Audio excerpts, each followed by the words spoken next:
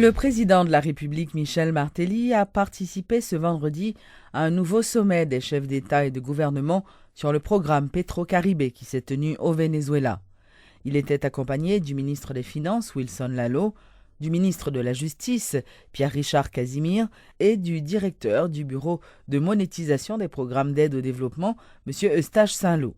Notons que l'ambassadeur du Venezuela s'est réjoui de l'utilisation des profits du fonds Petro-Caribe par Haïti. Pedro Antonio Canino González dit constater la réalisation de beaucoup de projets dans le pays grâce à Petro-Caribe. Le Premier ministre Evans Paul a procédé ce vendredi au lancement de la politique nationale d'égalité femmes-hommes à l'École nationale d'administration et de politique publique, en présence entre autres de la ministre de la Condition féminine et aux droits des femmes, Yves-Rose Myril Morquette, des personnalités de la société civile ainsi que des représentants de la communauté internationale, dont l'ambassadeur des États-Unis et du Canada, la représentante spéciale du secrétaire général de l'ONU, Sandra Honoré. Le chef du gouvernement dit approuver le document qui représente un pas important vers l'autonomisation des femmes en Haïti. Autonomisation des femmes.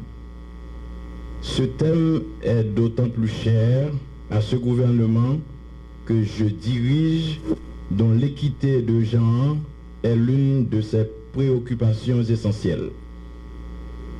Elle lui a paru la voie idéale qui incite à l'utilisation de toutes les compétences, celles de tous les enfants d'Haïti, sans aucune discrimination de sexe. Le gouvernement ne saurait rester insensible à une telle initiative qui souscrit à l'objectif démocratique de notre loi mère, la Constitution haïtienne, le respect des droits fondamentaux de tout un chacun en général et du principe d'égalité entre hommes et femmes en particulier. Droits et principes préconisés tout aussi bien par la Déclaration universelle des droits de l'homme de 1948, la Convention pour l'élimination de toutes les formes de discrimination à l'égard des femmes de 1980, la Conférence internationale sur les femmes en Chine de 1995, la Conférence hémisphérique sur la prévention que par la sanction et l'élimination des violences faites aux femmes de 1994, les objectifs du millénaire de 2000, signés, ratifiés, approuvés par Haïti. Madame la ministre, Mesdames, Messieurs, l'État haïtien et son gouvernement que je représente ici, ce midi, approuvent à cet effet ce document cadre de référence conçu par le ministère de la Condition féminine et aux droits de la femme, intitulé « Politique publique d'égalité femmes-hommes ». Cette politique que j'ai l'honneur de lancer aujourd'hui est le résultat d'un processus participatif initié en 2008 avec l'implication de tous les secteurs nationaux.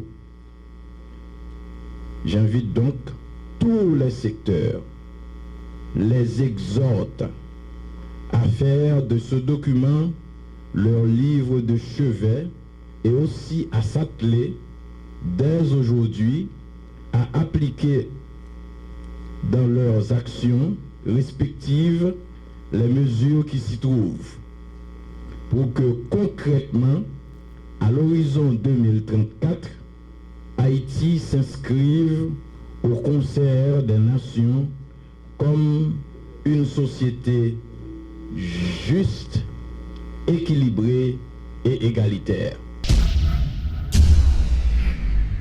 Les responsables du MOPOD dénoncent la montée de l'insécurité qui touche toutes les couches de la société. Lors d'une conférence de presse donnée ce vendredi, Serge Jean-Louis a demandé à tous les secteurs de se mobiliser contre l'insécurité. Serge Jean-Louis a désigné les dirigeants du pays comme étant les vrais responsables. Il a annoncé que la manifestation prévue samedi visait avant tout à dire non à l'insécurité. Nous demandons, tout secteur, nous demandons peuple haïtien, tout le monde qui s'est concerné dans le pays.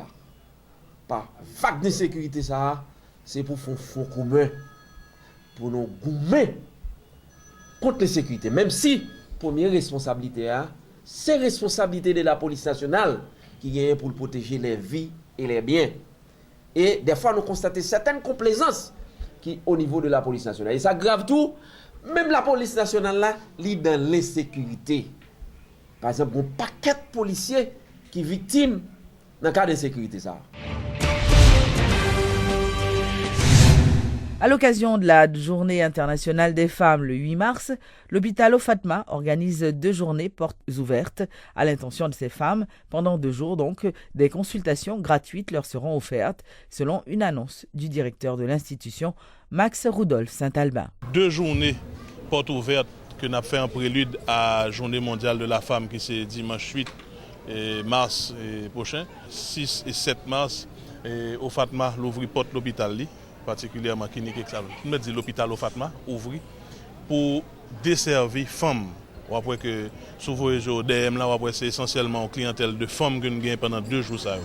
Nous faisons exception justement pour nous valoriser l'importance femmes. Justement slogan et journée 2 journées ça c'est sourire mes femmes, sous respecter femmes avec la Croix-Rouge tout avec centre de transfusion sanguine donc qui sont branches qui dépendent de MSPP qui prend là tout, nous avons l'opportunité de 100 tout pour femmes. Donc, sourire mes femmes, sur respecter femmes pour 100 pour femmes. En commençant par le directeur général là lui-même, il va 100 pour femmes.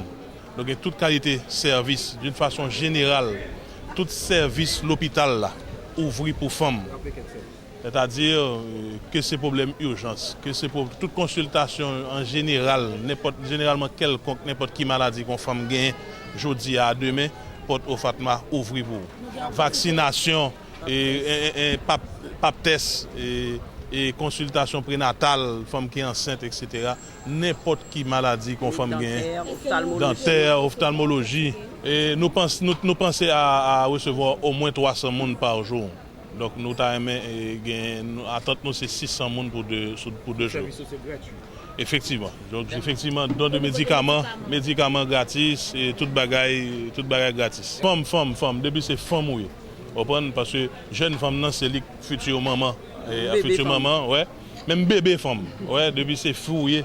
Ouais, femme bienvenue, c'est 2 journées exclusivement consacrées aux femmes que nous faisons dans l'hôpital La Jaudière. Télémétropole s'apprête à diffuser une nouvelle émission à partir de la semaine prochaine. Baptisée Le Chef, cette émission culinaire vous dévoilera les astuces des chefs cuisiniers qui s'affrontent dans le but de désigner qui est le meilleur d'entre eux. L'émission est un partenariat de Télémétropole et Grave City. Selon Jean-Paul Lara, qui en est le réalisateur, la grande première aura lieu ce samedi à la Réserve. Premièrement, premier but émission, c'est faire promotion hors culinaire et faire promotion cuisine haïtienne, faire promotion métier de chef là en lui-même. Parce que nous connaissons tout haïtien aime manger, tout haïtien, en pile haïtien aime faire manger. Mais là, c'est ça. Là, c'est montrer cuisine haïtienne en l'autre niveau, un niveau haute cuisine. Et puis son émission à caractère éducatif tout parce que on peut apprendre qui gens chef fonctionner, qui gens ont série de bagages faites des bagages qu'on pas même penser au faire avec ingrédients et que nous utilisons d'habitude dans la cuisine haïtienne et pour chef eux-même après réaliser des bagages extraordinaires avec. OK, émission produit déjà ou bien réalisée déjà. Toute émission produit yo paré à être diffusée. Et a commencé à diffuser à partir. Commencé à diffuser show à plan c'est samedi, la semaine d'après le vendredi 13 mars à 7h à partir de 7h sur Télémétropole. nous avons lancé l'émission. Donc c'est une émission par semaine? Une émission par semaine, c'est un rendez-vous hebdomadaire. Chaque semaine, on a une nouvelle émission. Et on a une reprise dimanche et on l'autre reprise le mardi. Un plat, un seul gagnant. Le challenge, créer un mets inoubliable à partir d'ingrédients secrets révélés seulement au début du show. Et tout ceci en exactement 45 minutes. Les compétiteurs devront ensuite faire face aux critiques de notre panel de juges expérimentés. Vraiment excitant. Quand j'ai perdu une banane. Trop salé. Qui sera le chef de la soirée?